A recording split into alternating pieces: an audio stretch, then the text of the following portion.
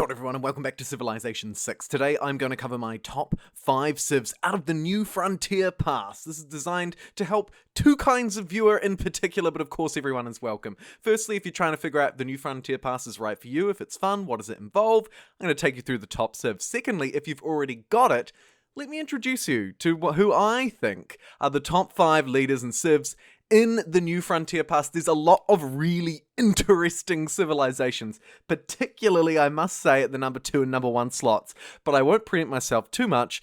Let's delve straight in. First up, it's Basil II. I'm placing him at 5th. 5th for a reason. I don't think he's quite as strong as the remainder, but he does have some really fascinating interactions between faith and domination. So it's a really strong faith domination civ. Why? Well, let me tell you. So, heavy and light cavalry units do full damage against cities following the same religion as Byzantium, so you can see combat merging with faith. Gain the Tagma unique unit when Divine Right Civic is unlocked. What is it? Well, it's his unique medieval cavalry unit. It's very strong. I would say it's kind of like a great general in many ways, right? You get +4 combat strength or religious strength to land units within the tile. So there's a lot of stacking that can go on here. You can get some good strength bonuses, providing again that you have that religious undertone. The Drahman, I don't tend to build as much. It's a decent unit for the seas, but probably not going to be your focus, I would argue. So what does Byzantium do overall? Well, units receive additional combat strength, that's +3. Or religious strength for each holy city converted to Byzantium's religion. Again, pushing you to go faith. Byzantium's religion is spread to nearby cities when you defeat a unit belonging to that enemy. Or a city-state, +1 great profit point for cities with a holy site district. Okay, so again, you can see sort of a stacking, a combining, a synergetic effect here. Lastly, I should cover the Hippodrome because this is where I think the most powerful domination ability of Basil's lies. So it's their unique district, it replaces their entertainment district. It provides more amenities and it's cheaper to build, which is great, particularly if you're going to be at war a lot, right? You're not going to be focusing on domestic affairs. When the Hippodrome and all of the buildings within it, right, so your arenas and so on and so forth are constructed, when each one is constructed, you receive a free heavy cavalry unit, which of course can be your Tagma, right?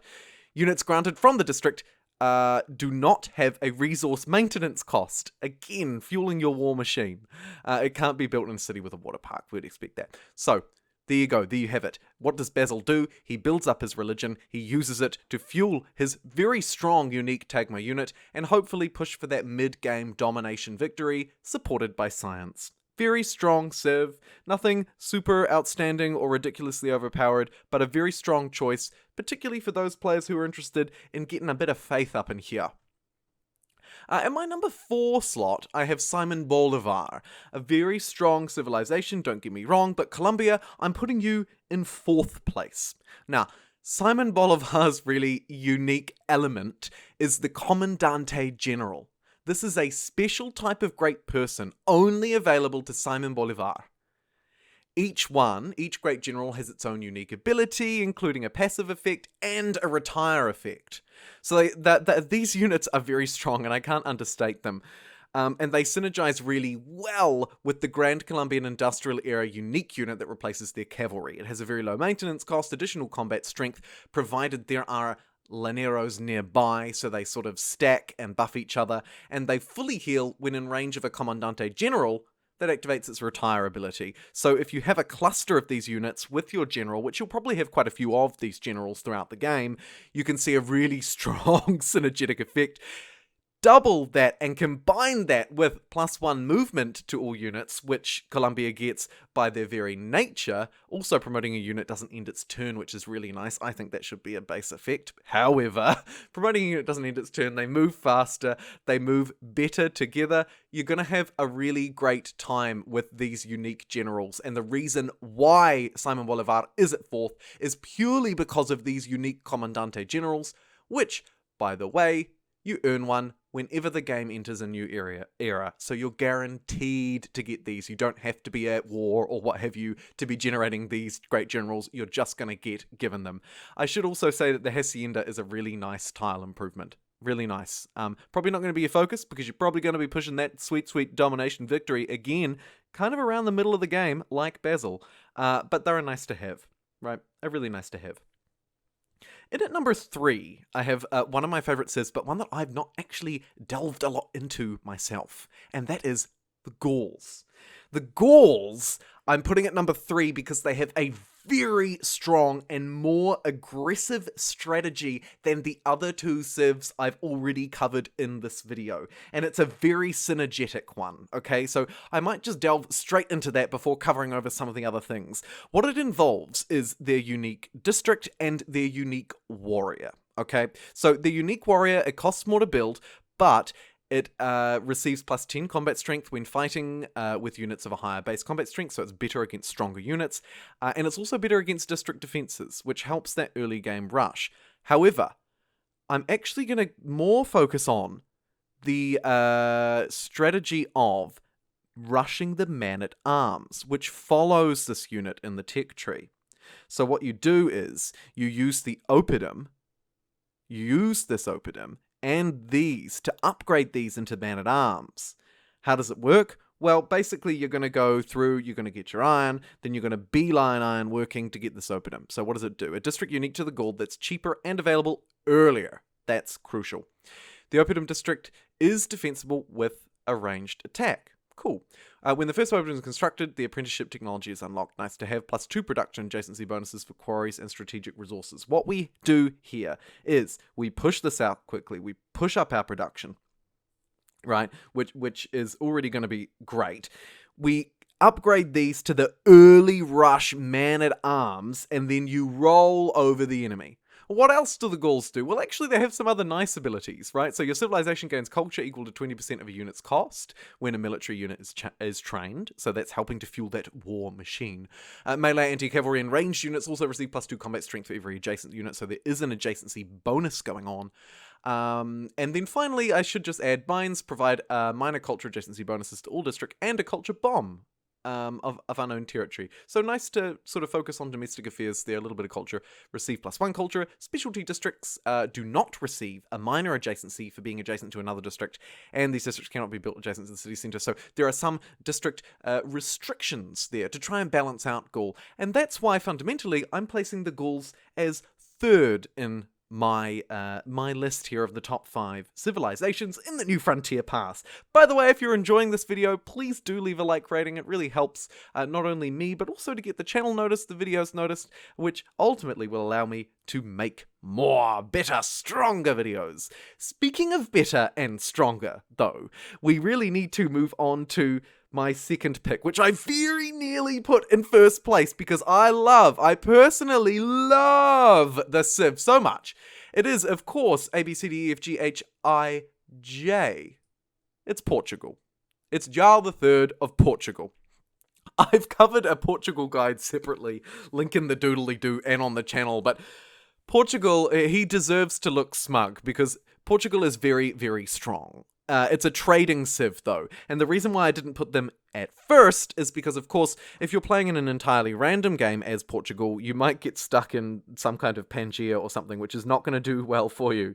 And if you're versing Portugal on a Pangaea map, you shouldn't fear them quite as much as second place might dictate. However, in a map with some ocean, whether it be an archipelago or an islands map or what have you. I'm assuming if you're playing Portugal, you may be setting up the map, right? There's a reasonable chance you've got some sway over that.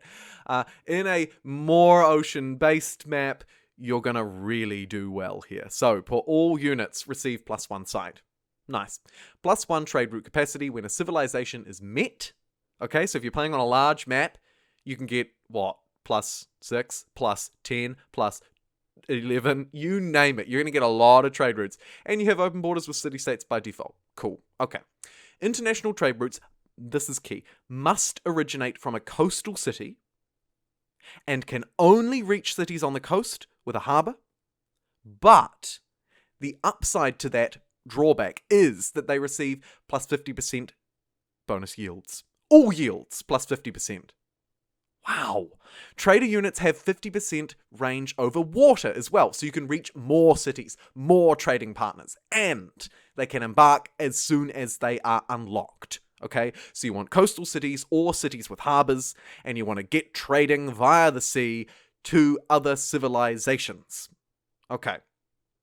That is what Portugal does best, and man, do they do it well. Let's talk about some of the additional features that Portugal receives that help to build this massive plus 50% trade route yield bonus, which is ridiculous. There's the navigation school, which is unique to Portugal, built in their harbour, plus 25% production towards naval units. Nice to have. Plus 1 science for every 2 coast or lake tiles in the city, which you're probably going to have a few of because you favour the coastline, you favour coastal trade. Also, great admiral and great scientist points per turn. Nice to have. The Vitoria is a really interesting tile improvement. It's built by the Now, which alone isn't a fantastic unit, although it is basically just a better caravel. Starts with a free promotion, less maintenance, and it has 2 charges to build these. The Vitoria won't probably be your key strategy. Your key strategy is just going to be to make use of all of your sea trade routes and go absolutely nuts and make $1 bajillion. However, you can utilize it. So basically you use the Now to build it in enemy territory, as strange as that is. I told you there were some weird things in the New Frontier Pass. It provides plus 4 gold and plus 1 production. Okay, so they get that. They get plus 4 gold and plus 1 production. However, trade routes sent to the city from Portugal also gain plus 4 gold and plus 1 production. These are, of course, multiplied by whatever multipliers you have going in-game as well as your base multiplier. They can only be built adjacent to luxuries or bonuses in territory belonging to other civs or city-states, and you need to have open borders. As well, they must be built on coast or lake adjacent to land and cannot be built next to each other. They also can't be removed. Once they're there, they're stuck. So you're in this weird spot where you're building tile improvements for the enemy, and they're getting the benefits, but they can't be removed, so you can kind of screw them over that way by filling up their land, which is a fun alternative strategy. But more importantly, you're going to see great gold and production bonuses from building them with your trade partners. All in all, Portugal provides a really fascinating trade civilization strategy where you can get really rich really fast, and it is incredibly fun. The only reason Portugal isn't at number 1 is because, of course, you do need oceans to make use of this, and there will be some instances where, for whatever reason, having access to ocean is not doable for you, okay? And that's the only reason why I didn't put Portugal as my number 1, because these trade routes are absurd.